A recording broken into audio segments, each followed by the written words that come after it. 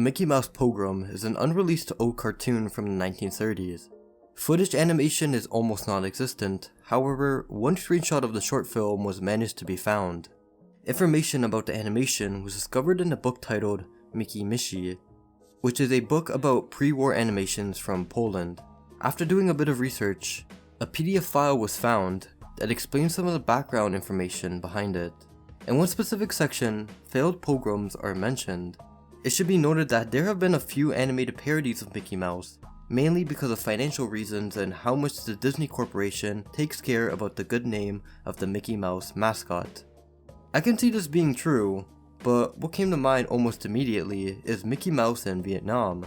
If you don't know what I'm referring to, Mickey Mouse in Vietnam is an unofficial short film that is meant to showcase being anti-war. Mickey is seen minding his own business and in a good mood for the first part of the film as he's traveling on a boat.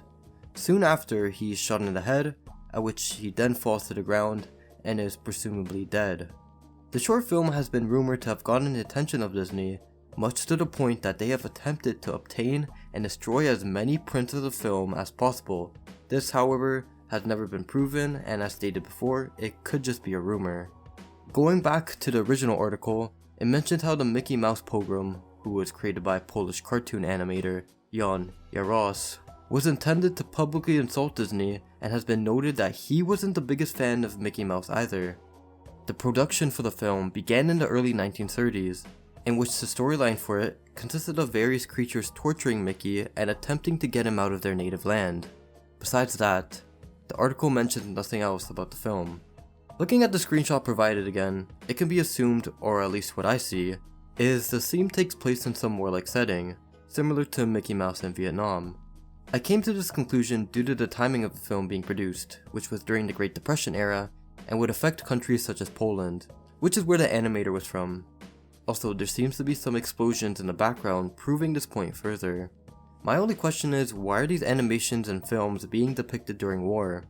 The only possible answer I can give is that since war is such a horrible time, showing Mickey Mouse in this type of situation and being either killed or tortured are the animators' best way of showing their hatred for the character.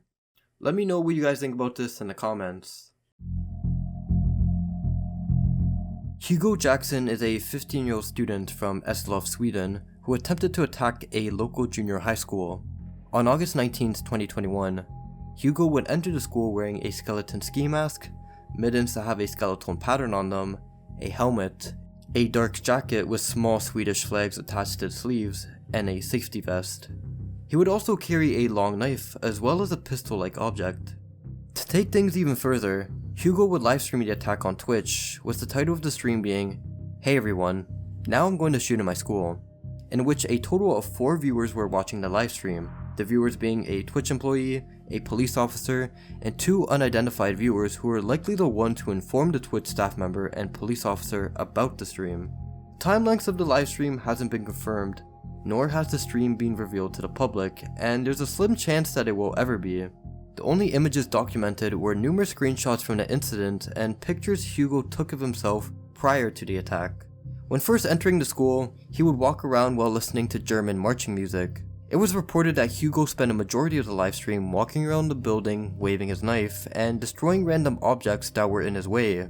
It should be mentioned that he encountered numerous teachers during this, however, a majority of them gave him a confused look. Only one teacher smiled at him, but we don't really know why. This specific screenshot caught the attention when the news was released about the attack, since it appears that Hugo is about to kill this woman. However, this was later proven to be a close call, as she was never injured. This staff member was actually Hugo's social care teacher and was his favorite teacher. The students in the school were supposedly not even scared of Hugo, but more confused about what was happening. The only time people were scared of his actions was when he confronted a male teacher in the cafeteria. When the teacher saw him, he said in a confused manner, "You're fully dressed here," to which he would then be stabbed by Hugo. The teacher would yell in pain and cry for help, which led the students in the area to flee from the scene. The teacher tells the nearby colleagues to call the ambulance while Hugo laughs and mocks him. Shortly after, he would trigger the fire alarm. Moments later, the police would show up and ask him to lie down.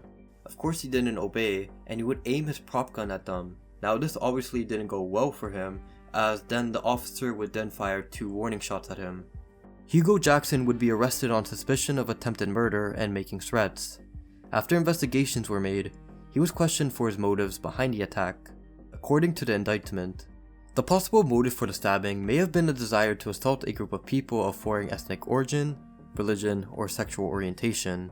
This was brought to a conclusion after looking at his Instagram and TikTok account, where he posted far-right memes, anti-LGBT content, and made numerous racist remarks. He even had his own wall in his room that showcased some of his far-right memes. On top of this, it was later determined that Hugo was inspired by other school massacres such as the Columbine High School Massacre and the Christchurch mosque shootings. Regarding the livestream, he got inspiration from Brenton Tarrant, who livestreamed his attack at the mosque on Facebook Live. Looking at the police and court documents, it was announced by Hugo's lawyer, Life Person, that he never intended to kill anyone. He stated, "It is clear that he did not intend to commit murder. Instead, he has committed an offense that should be classified as aggravated assault." Hugo and his lawyer would then argue that he acted under psychosis, which is why he denied attempted murder, but pleaded guilty to aggravated assault. Once again, another suspect claims that they're under some sort of disorder, while showing no signs prior and during the attack. How often do we see this? Well, this would quickly get dismissed as during forensic psychiatric examination, it was revealed that the boy did not suffer from a serious mental disorder. In order to provide some defense for Hugo, several students who were witnesses came forward to explain that it seemed that he wasn't looking to hurt students, he was just focused on the teachers. One anonymous student stated, "He said that we should back off and be careful. He assured us that he didn't want to hurt us." A classmate of his described Hugo as a kind friend who liked to joke, further stating, "When we would eat in the dining room, he always waited for people, so that no one would have to sit and eat alone." The same classmate also pointed that Hugo withdrew, and in his spare time he mostly played computer games, and he seemed depressed at times. Another point was brought up as before the attack took place, there were several warning bells about Hugo. The police already knew who he was since they've been contacted about him before. The only other evidence used against him is that he would walk around with a swastika around his arm, and his Discord DMs were leaked. These messages contained a detailed description of how he would execute the attack. When the police were notified about this, they visited his house to question him. He would then deny the seriousness of his plans and said it was just a joke. As a last-minute statement, he explained, "I have pretty radical views, but no one seems to be listening on the internet or otherwise. I want more people to listen." In the end, Hugo Jackson was sentenced to 2.5 years of close juvenile detention for attempted murder, convicted of 9 counts of aggravated unlawful intimidation, and he must pay a total of $52,582 to those affected by the situation. The teacher who was stabbed luckily survived, and thankfully no one else was injured. On New Year's Eve 2002, the Vancouver's Police Department Public Service received an anonymous letter. The unknown writer described an unknown woman in a local sex trade, admitted to killing her, and issued an apology to her family for doing so. After looking through the specific details presented in the letter, investigators believed that the woman referenced by the writer was Danielle LaRue. They came to this conclusion after it was written that she went missing the previous month, which happened to fall in late December 2002, the exact time Danielle went missing. Looking at her background, Danielle LaRue was born in 1977 and was from the Nescalance Indian Band within British Columbia's interior. Regarding her background, Danielle's ancestors were hereditary chiefs of the Nescalance, which is part of the Shuswap First Nation. Her great-great-grandfather was the first to be elected in the hereditary system, followed by his son, then Danielle's grandfather, and finally her father, Norman LaRue. Norman LaRue also had a difficult life. He was born on a reserve, his father was a war veteran, his mother died when he was just an infant, and he was later taken into the Indian residential schools in Kamloops. Like other children in these schools, he experienced systemic abuse, but school wasn't the only place he was abused. At the age of 12, Norman and his father spent a majority of the summer drinking alcohol, in which he would often black out. As he grew older, this became even worse as he resorted to violence and was constantly mad all the time. Despite this problem, he actually did manage to have a respectable career. He opened up a free medical clinic in the 1970s for the Kamloops residents, contributed to the native civil rights movement in BC, and worked as a CBC reporter. However, he was still alcoholic and abusive at this point. Danielle will experience this, and regarding her childhood, it was revealed that she suffered from a ton of physical and sexual abuse. Danielle was placed in foster care with her siblings at an early age. However, this wouldn't last too long, as she managed to escape the foster care home with her siblings, and they had to live on the streets for a while. You can only imagine how terrifying it was for a 14-year-old child to completely abandon everything to survive on the streets. Unfortunately, she had to make a living through sex work. This eventually led her to trying out drugs, specifically heroin, and she instantly got hooked onto it. With the money gained through sex work, Danielle and her sister Kim were able to find a nearby home in Prince George where they could stay at. During this time, Danielle and Kim's relationship would strengthen. Even though they weren't in the most ideal situation and drugs and the street life were keeping them together, it was all they really had. Kim explained, "She protected me and fight anyone who tried to do anything to hurt me." Despite this, their drug addictions were still controlling them to the point where Danielle would travel to the east side of Vancouver downtown in order to get more drugs since she was essentially a drug addict at this moment. Shockingly, they would both find out their mother passed away due to cancer. Norman would also pass away as well after overdosing on heroin. At the time of their deaths, Danielle just turned 21 and Kim was 19. In 2002, Kim was arrested after officers received a complaint of a woman watering a neighbor's roof. She and 5 others were charged with a variety of offenses, including possession of stolen property and improper storage of firearms. She would be arrested a couple other times but is currently out. However, it was while Kim was in prison, Danielle would go missing. Looking back at the letter, it states that it wasn't the first time this person sent a letter to the police, so they sent another with additional information stating, "This is about the Vancouver prostitute who disappeared at the end of November 2002. It should be mentioned that Danielle was commonly referred to as just the prostitute while she was living downtown. I don't remember her name she gave me and she had no ID. She was Caucasian, had long black curly hair, jeans, a black leather jacket, tattoos, and jewelry. She is dead. I sent this info so you can notify her family. If you can, please mention her name in the Vancouver Sun. I would like to know who she was. To her family, I am more sorry for this than you can imagine. I did not intend this, but I am so responsible. I wish I could take it back, but it can't. She will not be unmourned. I have brought flowers to her grave once already, and I plan to do so every year. Not ideal, but it's better than no visits at all. I know you can't forgive me, but please believe me, I tried my very hardest to bring her back. As of now, this is still a cold case. This letter is the only real possible piece of evidence that's available, as there's little coverage surrounding this case. As reading this letter, I've noticed a couple things that stood out. The writer claims that they have brought flowers to her grave, yet they have previously stated that they weren't aware of Danielle's name, which doesn't make sense since how would they know where her gravestone is? Next, just the format of the letter and how it was written isn't the greatest. Maybe the writer isn't the greatest with English because it might not be their first language, who knows. And probably the biggest concern would have to be the black covered boxes that's hiding certain information. As stated before, some of the information had to be blurred out or taken away, but it still makes me curious on what was covered. What do you guys think about the letter and the overall case? Let me know in the comments.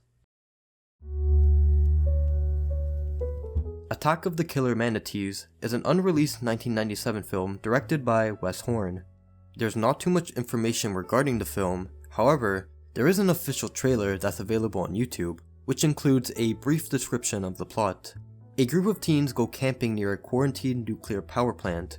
Strange things begin to happen, and one by one, the teens meet their fate. Other websites such as AV Club and IMDb both share a similar summary, as they both mention that a group of teens go on a camping trip finding the old road to a boat ramp that has been mysteriously removed. They track through the woods until they find where the road picks up again. Now, with the description out of the way, let's take a look at the trailer.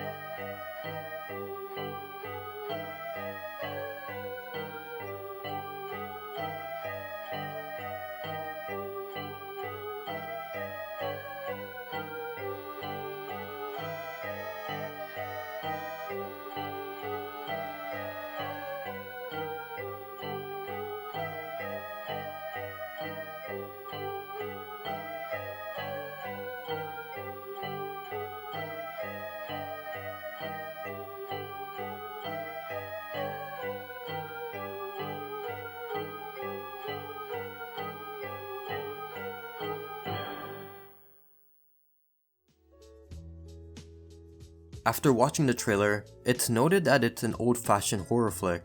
Reading through the comment section, we can see a couple of people asking questions about the film. What's interesting is that one of the commenters who has replied to these people goes by the YouTube handle Wes Horn. Now, is this the real Wes Horn? Is he the real deal? We may never know, but there were some interesting claims mentioned. One commenter asked, "My question is why? Not why did you make this movie? Is why did Troma buy the rights of this film to never release it? They distributed Rabid Grannies with a heavily censored cut that made the film boring, but not this one?" To which Wes Horn replies, "Because they did not buy the rights to distribute the film, only licensed it with no advance." This comment thread gets a bit more interesting as we move along. Why is there no movie reviews or movie clips anywhere? To which Wes Horn once again replies, "I signed a 20-year distribution deal with Troma Team of Toxic Avenger fame. They never released the film." Another commenter asked, "Do you have a copy? Dropbox link? Anything? The world needs to see this. Or at least I do." Wes Horn replies, "There will be soon. The film was shot on film and transferred to a Betacam SP. Edited on an old Windows 95 computer with a Pinnacle video card. Quality was acceptable when watching on a CRT with a .66 dot pitch. Not so anymore, as you can see from the trailer. So I'm re-digitalizing the Betacam SP and up-resing to HD. Release of the film will follow as soon as it's done." He then goes on to explain that he will post a link in the comment section. 6 months later and still no response. If we're gonna be honest, we still don't know if this is really him. For now, I'm just gonna say it's not him, since there's a slim chance that there's a film director just chilling in a YouTube comment section. I will say though, it's one of the only official trailers on YouTube and anywhere else I could find, so who knows, maybe one day I do get disproven and he actually does post it.